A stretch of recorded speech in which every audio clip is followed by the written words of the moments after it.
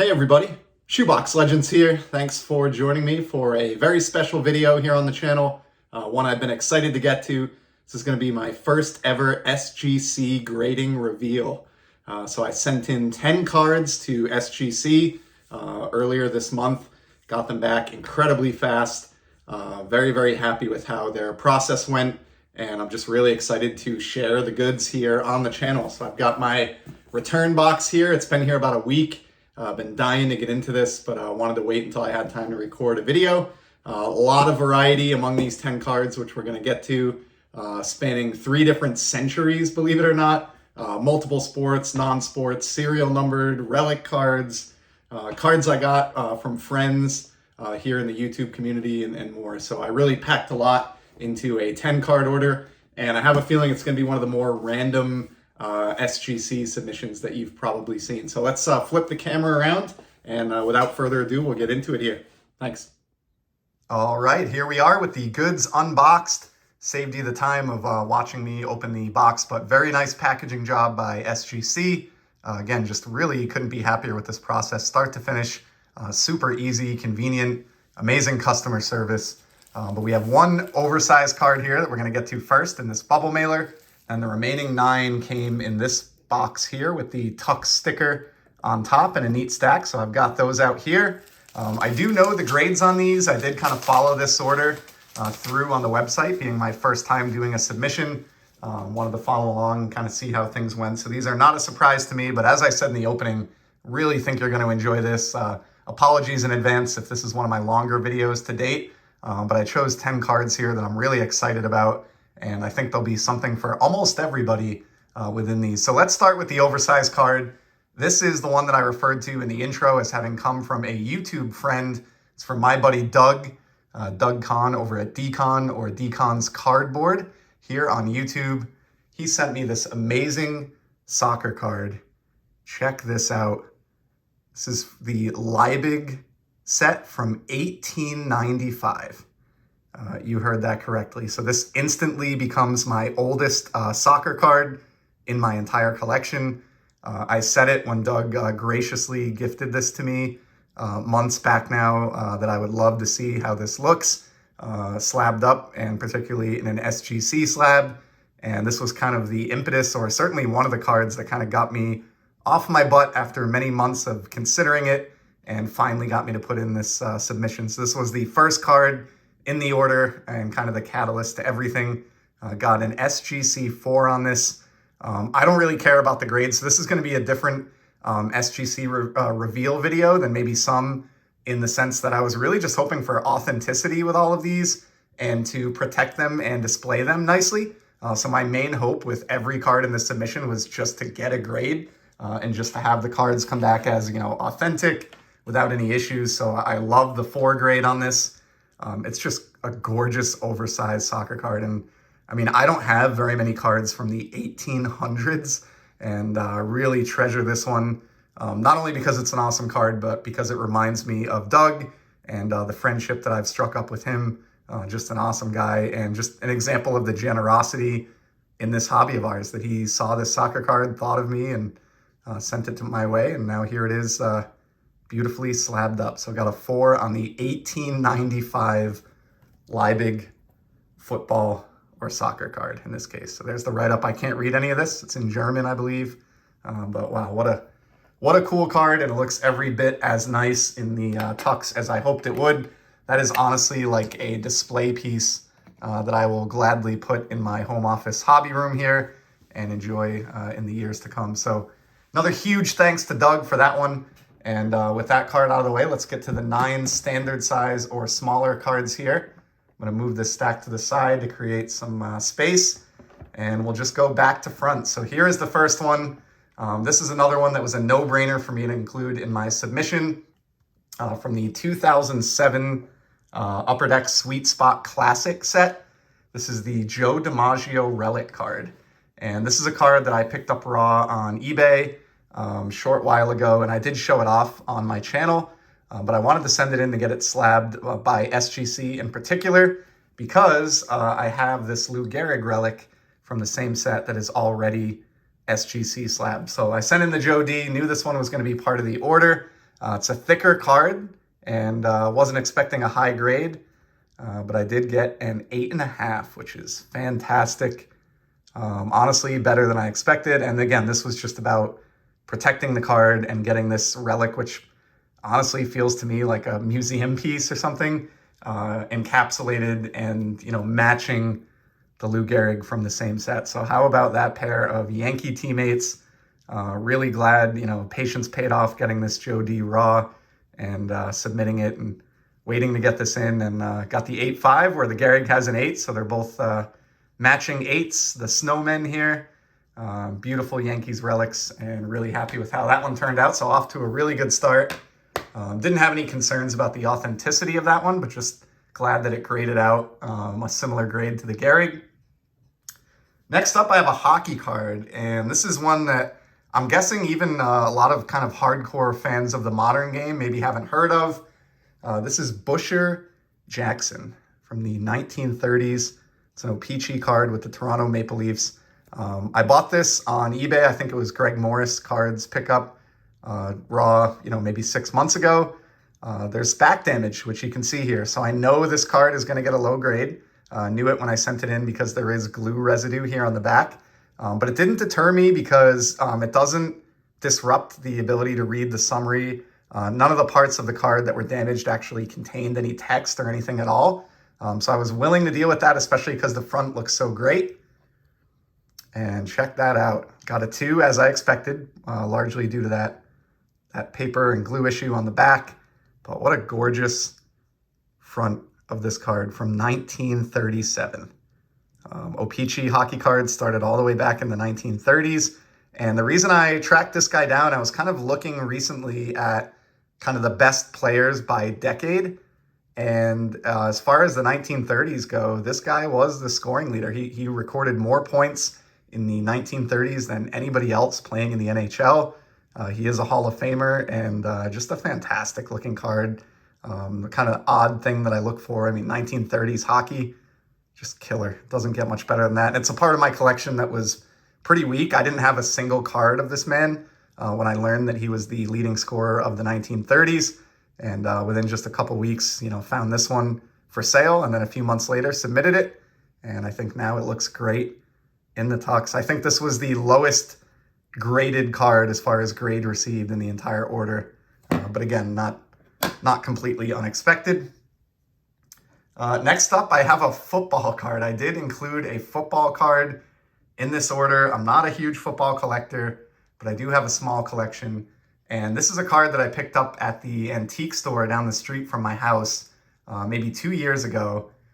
Mainly has baseball, but I ran across this and I thought it was in really good shape. And even though I don't pretend to be a historian of the game to the extent that I am with baseball and hockey, I regularly hear that this is one of the best players in football history at his position and a guy who is absolutely dominant. So this is a 1972 Topps Gale Sayers. You can see the back is pretty off center, but it's a very clean card, which is why I sent it in. With this being, my first ever submission, just trying to get a feel for what grades is what, and thought this was an interesting candidate. The front looks really nice. And as you can see, I get a what I think is a pretty strong grade for a 1972 football card, a 7 on the Gale Sayers. So really, really awesome.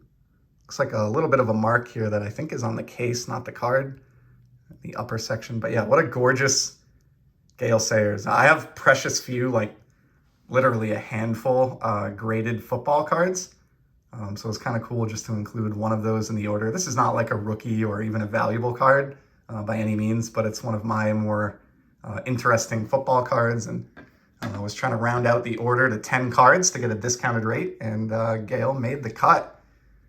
Next one is where we start getting really random in case, hockey cards from the 30s and soccer cards from the 1800s weren't random enough. Have a modern card here from 2015. We're just going to go right to the front and the grade on this one. Check this out. From 2015 Topps Star Wars High Tech. This is the title diffractor of Luke Skywalker, which is serial numbered out of 99. Obviously, you've probably seen this on other SGC videos, but I do love that they actually put the serial number from the card right on the slab. That's a really cool touch. Happy this one graded out a 9. Just thought it's great because I love this tech release. This is card number 1 in the very first tech Star Wars set, which was in 2015. So this is kind of the card that initiated it all. He's one of the heroes of my youth in terms of movies. Was super into the original Star Wars trilogy as a kid, and so I enjoy collecting the cards now as an adult. And can you really go wrong with a Luke Skywalker shiny acetate card numbered out of 99? Pretty awesome. This is something that I picked up dirt cheap on ComC back in the day, probably just a few bucks. But I think it really shows the power of using grading to kind of elevate a card. Like, this just looks fantastic in this SGC case. And I love that being numbered out of 99, it received a 9 for a grade as well. 9s are my jam when it comes to Modern. I don't pay up for it or seek 10s. So that is a perfect card for my collection. Got one other hockey card here, and it's another pre-war, or no, this is not, this is a post-war, but it's a very early post-war card. And again, it's an effort to kind of round out my collection for players that I might have been missing. In this case, it is Bill Dern, goaltender for the Canadians. He played for other franchises as well. But if you don't recognize his name, he is probably the best goalie of the 1940s, which is how I got turned on to him. He had a Dominic Hasek-like streak in the 1940s of really just being the best goalie in the league. Does not have very many playing era cards at all. In fact, this came at the very tail end of his career.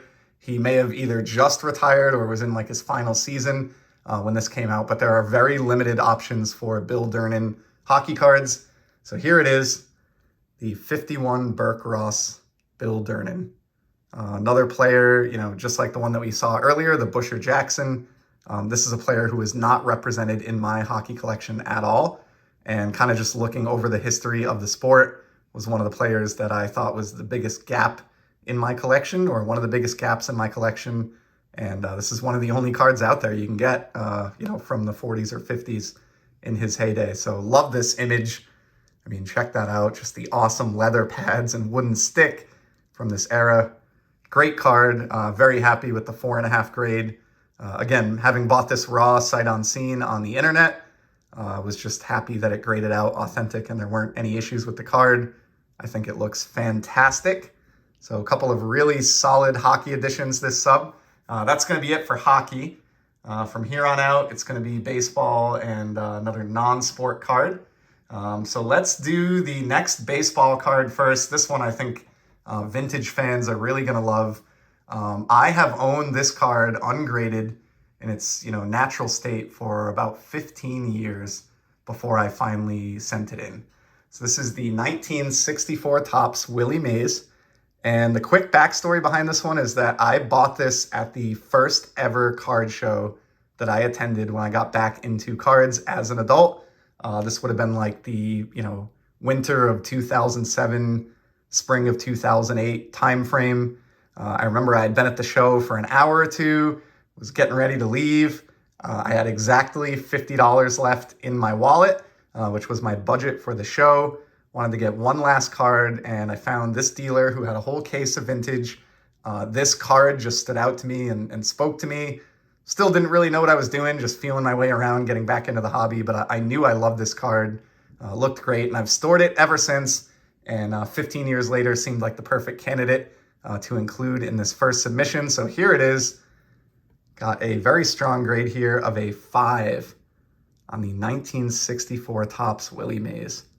And this one makes me really happy because in recent years, I've been focusing on Mickey Mantle and Hank Aaron as far as my player runs go. Just trying to tackle some of the more expensive players first when it comes to vintage cards. And I've ignored Mays a little bit, at least when it comes to his 60s releases for sure.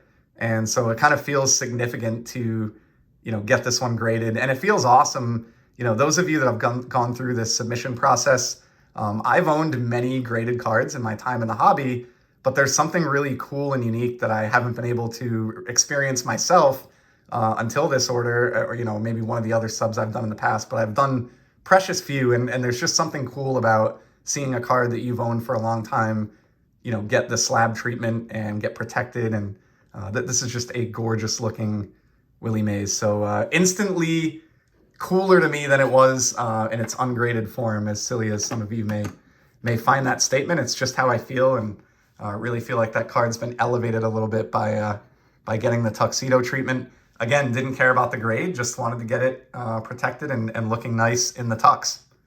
So I got 3 cards left here. This one is probably the most random card in the entire order. One that I'm going to guess you probably have not seen too many other places. I only learned about this card late last year. We'll look at the back here while I talk about it. But this is from the 1940 Castell Brothers Wizard of Oz set. And you can see here we have like the MGM lion logo on the back of the card and this kind of weird toy soldier. Neat back. All the backs look like this.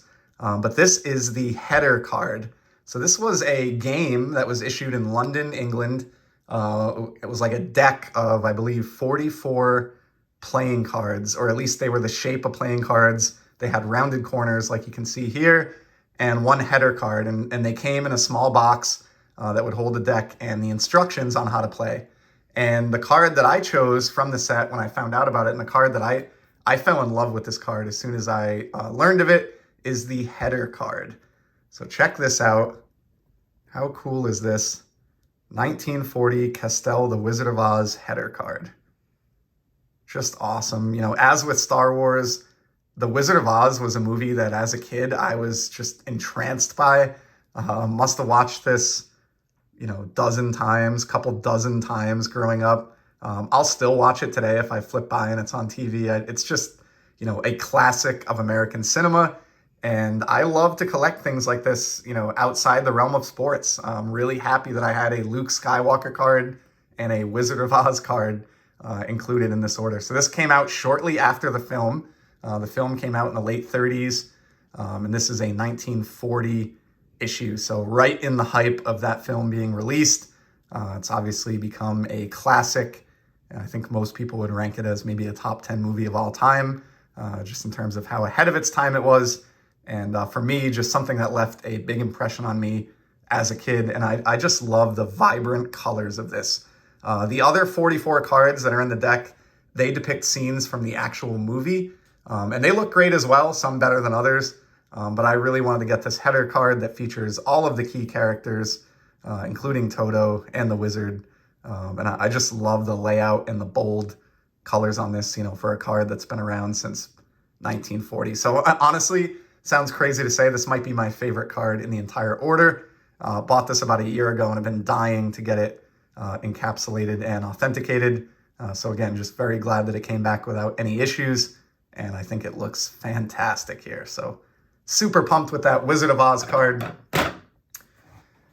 Second to last card here. This is a vintage card as well. It's a Hall of Famer from the 60s. Got this from the same local antique store as the Gale Sayers that we saw earlier in the video. In this case, it's a card that I've always loved for a couple reasons we'll get into. But more so than that, this card looked amazing condition-wise when I bought it. Like, so much so that I was like wondering if something was up, because for a card from the 60s, it looks crisp. So here's the back. It is the 1968 Tom Seaver, of course, his second year card. Big Seaver fan, and let's just take a look at the front. You can see gorgeous copy. Easy to see why I was attracted to this. I'm the first one to say that the burlap design of the 68 top set hides a lot of damage, and it does. But in this case, there truly is not a lot of damage to hide. The color on this is so vibrant. It's centered well. Really no edge or corner issues. Clean image. I just love this card. SGC agreed with me and they gave me a 7.5 on this Tom Seaver. Haven't looked it up, but I think I paid about $20 for this. And then, about another $20 to get it graded. I would assume this is probably a card that would sell for a lot more than the $40 I have into it, having graded out at this 7.5. And that's not a reason why I did this or the reason why I bought the card, but pretty cool to see that a card that looked, good to me, to my naked eye, was, every bit as awesome as I thought it was. in the eyes of SGC. So probably, I would assume, I haven't looked any of it up, but maybe the most valuable card in this order, just given what it came back with. And just love that image. And look at this rookie cup. Rookie trophy, I'll say. Love this on the 60s cards, even better than the smaller rookie cup that we got, in the 70s on some of the modern stuff. Just absolutely awesome, and so excited with the grade on that one. And the last card is maybe the most random, tied with the Wizard of Oz possibly, or the soccer release. It's another card from the 1800s, and in a sense, it's now my oldest baseball cards. This is a tobacco card. It was issued by Duke's Cigarettes in 1888, and the set is called Perilous Occupations. And it's a little bit hard to see here, but if you zoom in here, right on the bottom below or above the Duke Cigarettes logo, it says 50 scenes of perilous occupations. And there's a little bit of pencil mark on this, so I knew it would get a low grade with the pencil mark, but I didn't try to erase it or do anything. I just wanted to preserve this as is. But this is a card that talks, if you read the summary here, about umpires and how being an umpire is a perilous occupation. There are other cards in this set that have nothing to do with sports. It's just dangerous jobs. So, a firefighter might be on there, or an elephant trainer, or a hunter, whatever. But there are a couple sports cards on the checklist, and this umpire card is definitely the best one. So without further ado, here's a look at this beauty from 1888. A bad decision by the umpire. Check it out. So he's made a call that has upset these fine young gentlemen. He is running away with his mask in hand, and he's being chased after with a bat. And I just love everything about the artwork on this. Is it strictly a baseball card? No.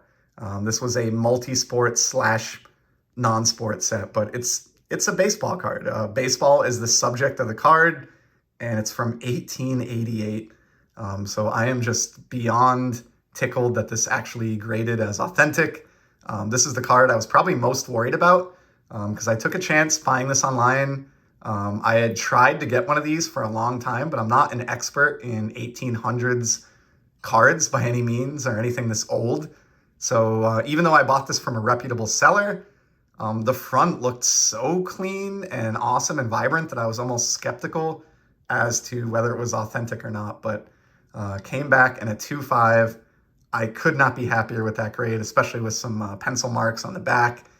Just really happy to have this, and it's honestly almost like a conversation piece or something that I feel like, I would put in my little sports card museum or out on my bookshelf here in the office, alongside this Liebig soccer card or the Joe DiMaggio relic. So that is the cherry on the top of my first ever SGC submission. I hope you enjoyed the variety here. I certainly had a blast putting this together. I'll be keeping an eye out. I do hope they lower the price per card because, man, this process was so much fun. I think I'm a little bit addicted. It could not be easier to put your order together, mail the cards in, and I got this back less than 2 weeks from the day that I mailed it. And that's something that I've been hearing routinely. And that's with 2 weekends, during that stretch. So it was like a 10-day turnaround to grade these 10 cards and get them back in my hands. They did a great job. I had to reach out to customer support with a question, got back to me within 5 minutes. These guys are doing it right. So if you've been on the fence about putting together an SGC submission of your own, I cannot recommend it enough. But for today, we're going to wrap up this video. I've gabbed on for about 25 minutes here. I really appreciate you coming by. I hope my enthusiasm came through on video because this really was a blast to put this order together. And I will certainly be back in the very near future with some more sports card content. Till then, take care and enjoy the hobby, everybody.